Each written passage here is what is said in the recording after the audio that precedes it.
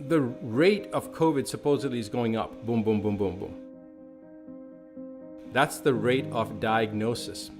And there's actually an article that came out. There's actually a couple articles, and I'm going to show this actual screenshots of some of these articles, as well as some of the doctors that have recently reached out to me, or that have reached out to other friends of mine, saying that this whole thing with the COVID-19 diagnosis increasing is not accurate, because we have people coming in for a urinary tract infection or a kidney stone or appendicitis, and we do the routine check, and it's being mandated to check for COVID-19. They test positive, so now we have to put them down as being positive. So the rates of numbers are going up, but the death rates plummeted. Hardly anybody has died of COVID-19. Now here's something interesting that I saw today.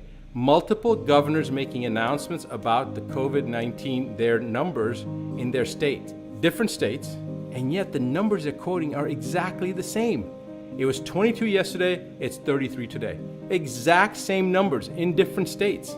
So I don't believe the numbers anyway, but the more you test, and you're using the RT-PCR test, the person who developed this test, who won a Nobel Peace Prize, he himself said that you cannot use the RT-PCR to establish an infectious process. And the gold standard of seeing what the test is, because remember, there has to be a surrogate. For PCR to work, you have to have a surrogate test, you have to have a gold standard, and you test against it. It has never, ever been established. Now, I believe, if you look at and understand how the PCR works, they amplify it. They keep on amplifying it till you start seeing a certain number of whatever you're looking for, a certain number start to appear. I believe that at this point, they're going to continue to amplify the test to the point that everybody on this planet will test positive. Already the Centers for Disease Control has come out and said that with the current testing that they're doing, they're not distinguishing between antibody titers, serological markers, and virology. So serology and virology, they haven't distinguished that. They're kind of throwing all those numbers together.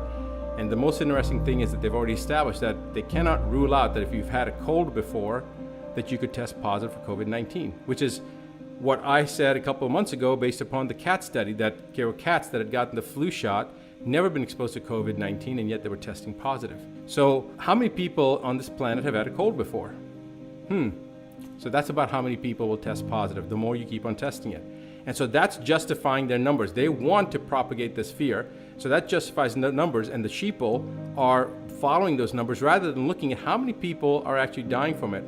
And nobody's dying from it. The death rate from COVID-19 is less than half of that of the regular seasonal flu. And in certain places in the world already, the cat's out of the bag. In Germany, in Italy, members of parliament and members of the government have already come out and made certain statements. In Brazil, members of the government have actually sent in troops and investigators into some of these hospitals that are saying that there are 5,000 people that are sick with COVID, and they barge in, force their way into the hospitals, and guess what they find? Not only are there not 5,000 patients in there, there's no patients in there. In fact, the hospital is under construction, under renovation. Not a single patient there. And this type of nonsense is all over the place. It's all over the place. So start critically thinking. Start thinking about what the issues are, and don't jump on a bandwagon either way. Of course, unless you're a troll or you're being paid to do it, then just keep on doing the same thing you're doing. You've already compromised your integrity. That's fine. I'm not talking to the trolls here. I'm talking about the people that truly want to understand what's going on. People that may not have the same thought process, but that are now starting to question. And that's exactly what we need to be doing. We need to be questioning. The question is why? Why is stuff being censored? Why is information being prevented from being disseminated? Why am I getting this song and dance about X, Y, and Z, whereas in my own frame of reference, in my own experience, I'm not seeing this? And we realize that if this thing is so damaging and so detrimental, so virulent and so resistant, and they really need to stop everything and put up the ridiculous restrictions that they're putting up, then why is it that certain sectors, i.e. houses of worship, where people congregate, they're not able to do so, but other places like a Walmart or Costco, it's fine? Why is it that gyms that where you work out and get your body better and stay healthy, why is it that they're being not considered essential, but liquor stores are, okay?